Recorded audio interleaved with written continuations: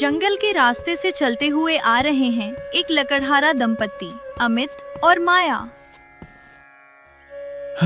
भाग्यवान, आज भी हमारा पूरा दिन बेकार चला गया। सुबह से शाम तक इस पूरे जंगल को छान मारा, लेकिन एक भी सूखी लकड़ी नहीं मिली। अब समझ में नहीं आ रहा कि कल बाजार में क्या बेचूंगा। ऐसी बातें मत कहिए। आज नहीं तो कल हमारी किस्मत जरूर बदलेगी। मुझे पूरा विश्वास है कि हमारी ईमानदारी एक दिन रंग लाएगी। काश तुम्हारी बात सच हो जाए। जब घर में छोटे छोटे बच्चे भूखे सोते हैं, जब चूल्हा कई दिनों तक नहीं जलता, तब एक आदमी का दिल अंदर से टूट जाता है।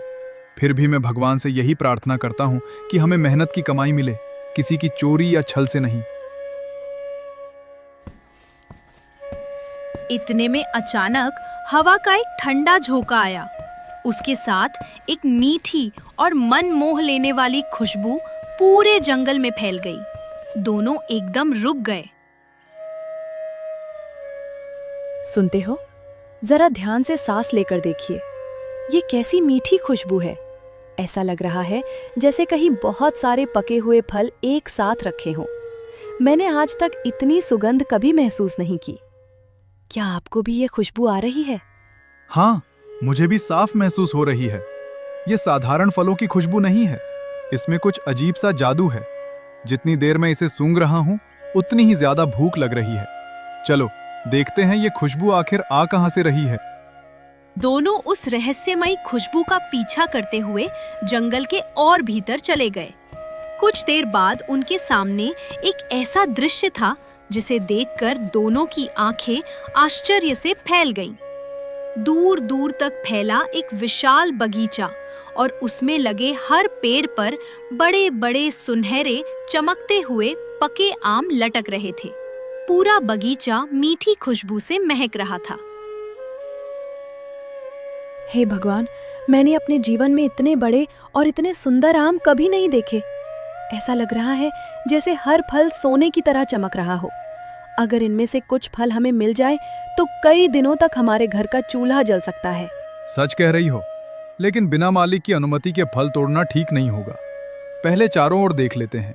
अगर कोई मालिक मिला तो उससे अनुमति मांगेंगे। अगर कोई नहीं मिला, तब भी हम केवल उतने ही फल लेंगे जितनी हमें जरूरत है।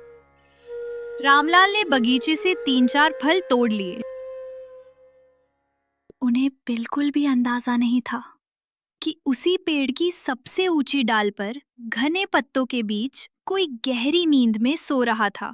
वो कोई इंसान नहीं था, वो उस पूरे जादुई बगीचे की रखवाली करने वाली चुड़ैल थी। आम के गिरने की आवाज से उसकी नींद अचानक खुल गई। वो नींदी आंखों से उठकर बैठी। उसने एक लंबी जम्हाई ली और धीरे से बड़बड़ाई। अरे, ये कैसी आवाज है? कौन शोर मचा रहा है? जरा चैन से सोने भी नहीं देते हैं। चुड़ैल ने पेड़ की डाल पकड़कर नीचे झांका। नीचे 2 इंसान खड़े थे। उनके पैरों के पास 3 बड़े बड़े पके आम पड़े थे। ये देखकर चुड़ैल की नींद पूरी तरह उड़ गई। अच्छा, तो ये बात है। मेरे बगीचे में मेहमान भी आने लगे और आते ही आम तोड़ना शुरू कर दिया। हिम्मत तो देखो इन दोनों की।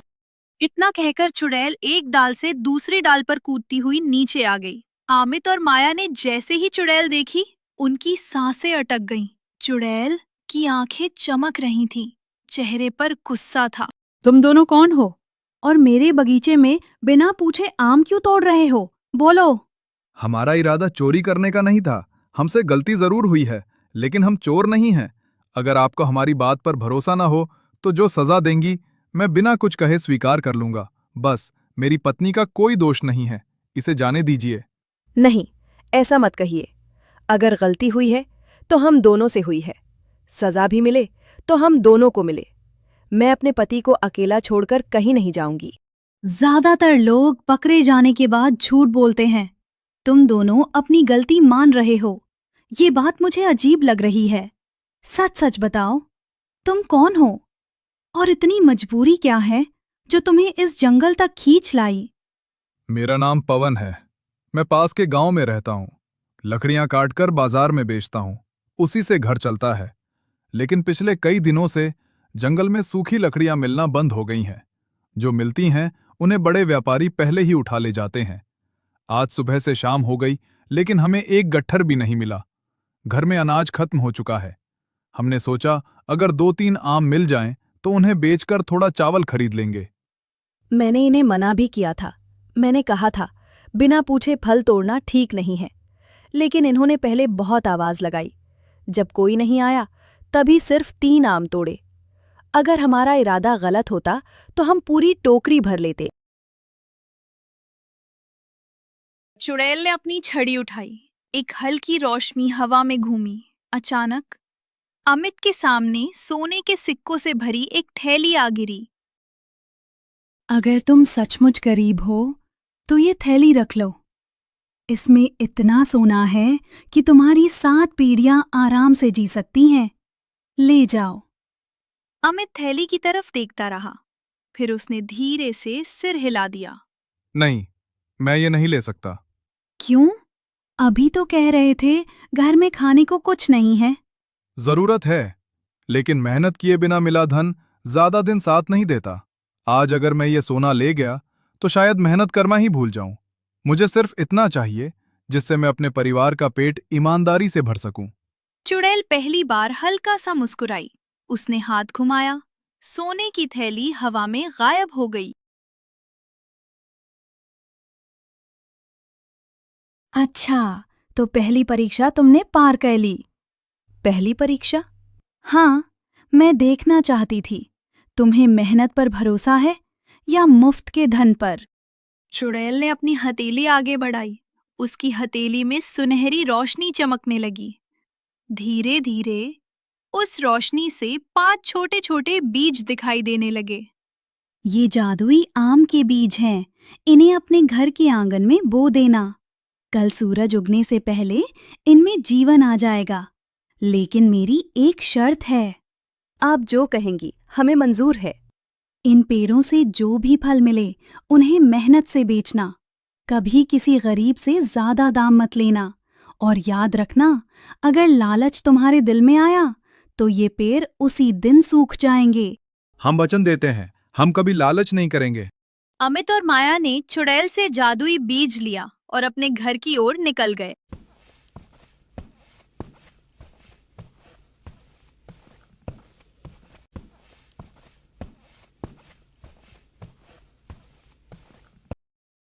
देखो, ये बीज कितने अलग है। ऐसे बीज मैंने पहले कभी नहीं देखे। मुझे भी नहीं, लेकिन चुड़ैल की बातों में झूठ नहीं लगा। एक बार विश्वास करके देख लेते हैं। दोनों ने मिलकर आंगन की मिट्टी खोदी। बहुत प्यार से 5 बीज उसमें बो दिए।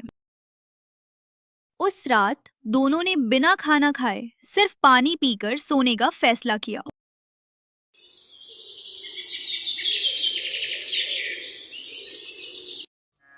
माया की आंख खुली। वो रोज की तरह पानी भरने बाहर निकली, लेकिन जैसे ही उसकी नजर आंगन पर पड़ी, वो वहीं ठिठक गई। उसकी आंखें आश्चर्य से फैल गईं। अमित, सुनते हो? जल्दी बाहर आओ, जल्दी। क्या हुआ? सब ठीक तो है? जैसे ही उसने आंगन की ओर देखा, उसके मुंह से भी कोई शब्द नहीं निकला। रात भर में 5 बीज विशाल आम के पेड़ों में बदल चुके थे। हर पेड़ पर बड़े बड़े सुनहरे आम लटक रहे थे। पूरे आंगन में मीठी खुशबू फैल चुकी थी। ये सपना तो नहीं? जरा मेरा हाथ दबाओ। देखा, मैं कहती थी ना, ईमानदार इंसान को भगवान कभी अकेला नहीं छोड़ते। और मैं बेकार ही चिंता करता रहता था। चलो, आज सबसे पहले आम तोड़ते हैं। ज्यादा मत तोड़ना, पहले कुछ ही आम ले जाओ। अगर बिक गए तो कल और तोड़ लेंगे। ठीक कहा, लालच में जल्दी नहीं करनी चाहिए। अमित ने सावधानी से बड़े बड़े आम तोड़े, उन्हें टोकरी में रखा, फिर बाजार जा पहुंचा। बाजार हमेशा की तरह लोगों से भरा हुआ था। कोई सब्जी बेच रहा था, कोई फल, कोई मसाले। अमित ने सड़क किनारे अपनी टोकरी रखी, फिर ऊंची आवाज में पुकारने लगा, आ जाइए, मीठे और ताजे आम ले जाइए। एक बार खाएंगे तो स्वाद कभी नहीं भूलेंगे। बाजार में आम की मीठी खुशबू फैल चुकी थी। मीठी खुशबू के साथ लोग खींचे चले आए। अरे वाह, इतना बड़ा आम कितने का है? सिर्फ 10 रुपए का एक आम। सिर्फ 10? इतना बड़ा फल और सिर्फ 10? लो, मुझे 2 दे दो। अरे भाई, पहले मुझे देना, मैं पहले आया हूँ। कुछ ही देर में अमित की पूरी टोकरी खाली हो गई। अमित बाजार से चावल, दाल, आटा, तेल, सब्जियां खरीदकर घर लौटा। अरे इतना सारा सामान! सच बताइए, कहीं किसी का खजाना तो नहीं मिल गया? नहीं, ये सब हमारी मेहनत की कमाई है और उस चुड़ैल के भरोसे का आशीर्वाद। आज मैं इतने दिनों बाद मन भर कर खाना बनाऊंगी। और आज हम दोनों पेट भरकर खाएंगे। दोनों की आंखों में खुशी के आंसू थे। कई दिनों बाद उस छोटे से घर के चूल्हे से धुआं उठ रहा था। रोटी की खुशबू पूरे आंगन में फैल रही थी। अमित के सामने वाले घर में एक आदमी रहता था। उसका नाम था शंभू। उसने कई दिनों से देखा कि जो पवन पहले खाली हाथ लौटता था, अब हर रोज बाजार से राशन लेकर आ रहा है। ये बात कुछ समझ में नहीं आ रही। कल तक जिसके घर चूल्हा नहीं जलता था, आज वही इतना सामान खरीद रहा है। आखिर ये खेल क्या है? मुझे पता लगाकर ही रहना होगा। अरे यहाँ खड़े खड़े क्या सोच रहे हो? सुबह से एक काम ढंग का नहीं किया। काम तो बाद में होगा, पहले ये पता लगाना है कि अमित रातों रात अमीर कैसे बन गया। तो जाकर पूछ लो। इतना सीधा भी नहीं हूं। अगर राज बता देता तो राज कैसा? अगली सुबह शंभू चुपचाप अमित के पीछे पीछे चल पड़ा। अमित को जरा भी आभास नहीं था कि कोई उसका पीछा कर रहा है। बाजार पहुंचकर अमित ने हमेशा की तरह अपनी दुकान लगा ली। आ जाइए, मीठे पके आम ले जाइए, एक बार खाइए, बार बार याद कीजिए। कुछ ही देर में ग्राहकों की भीड़ लग गई। भाई, कल वाले जैसे 2 आम देना। बच्चों ने कहा है आज भी वही लाना। मेरे लिए 4 रखना, घर में सबको बहुत पसंद आए। ये सब देखकर शंभू की आंखें फैल गईं। इतने जल्दी सारे आम बिक गए। जरूर इसमें कोई जादू है। ये सब पता लगाना होगा कि इतने मीठे और स्वादिष्ट आम कहां से लेकर आता है।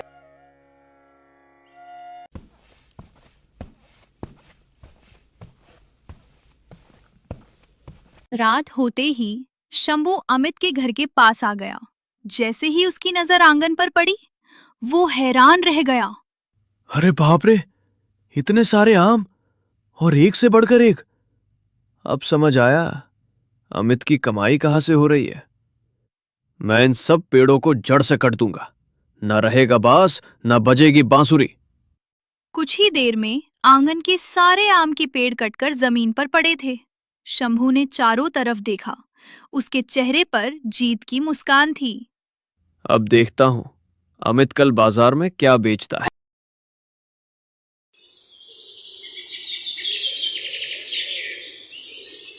सुबह सूरज की पहली किरण आंगन में पड़ी। माया रोज की तरह बाहर आई, लेकिन अगले ही पल उसकी चीख निकल गई। अमित, जल्दी बाहर आओ, देखो ये किसने किया।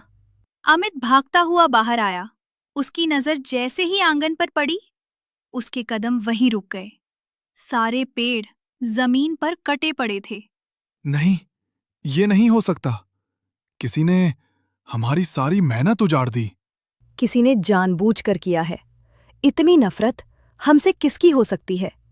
हमने तो कभी किसी का बुरा नहीं किया, फिर हमारे साथ ऐसा क्यों हुआ? सुनो, हिम्मत मत हारो। याद है चुड़ैल ने क्या कहा था? अगर कभी कोई मुसीबत आए तो उसके पास चले जाना। तुम ठीक कह रही हो। चलो एक बार फिर जंगल चलते हैं। जो सच होगा उन्हें सब बता देंगे।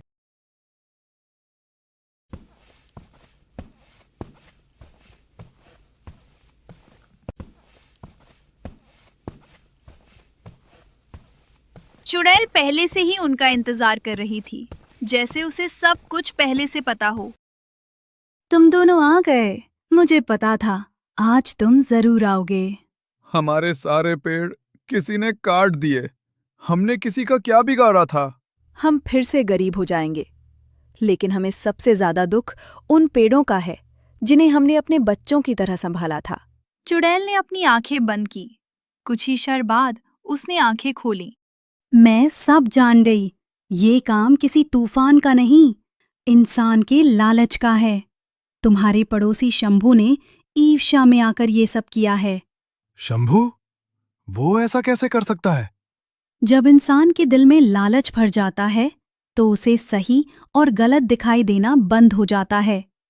लेकिन चिंता मत करो, तुम्हारी मेहनत बेकार नहीं जाएगी। उसने अपनी मुट्ठी खोली। उसमें फिर 5 सुनहरे बीज चमक रहे थे। ये आखिरी बार है, मैं तुम्हारी मदद कर रही हूँ। इन्हें फिर से बो दो। आज रात मैं स्वयं तुम्हारे आंगन की रखवाली करूंगी। अगर कोई फिर आया तो उसे उसके कर्मों का फल यहीं मिलेगा। अमित और माया ने चुड़ैल से बीज ले लिए और अपने घर की ओर निकल गए।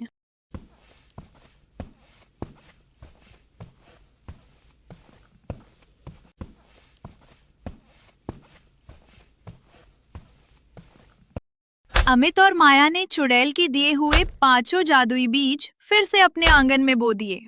कुछ ही क्षणों में छोटे छोटे पौधे निकले और देखते ही देखते वे पौधे विशाल आम के पेड़ों में बदल गए। हर डाल पर फिर से सुनहरे बड़े बड़े पके आम लटकने लगे। पूरा आंगन मीठी खुशबू से भर गया। देखिए, हमारे पेड़ फिर से लौट आए। ऐसा लग रहा है जैसे ये कभी कटे ही नहीं थे। ये सब चुड़ैल की कृपा है, लेकिन आज रात हमें सावधान रहना होगा। उन्होंने कहा था वो खुद पहरा देंगी, हमें उन पर भरोसा है। दोनों घर के अंदर चले गए, लेकिन ये सब दूर से शंभू देख रहा था। ये कैसा जादू है? देखते ही देखते ये पौधे एक विशाल वृक्ष में बदल गए। कुछ भी हो, पर मैं इन सब पेड़ों को अभी कट दूंगा।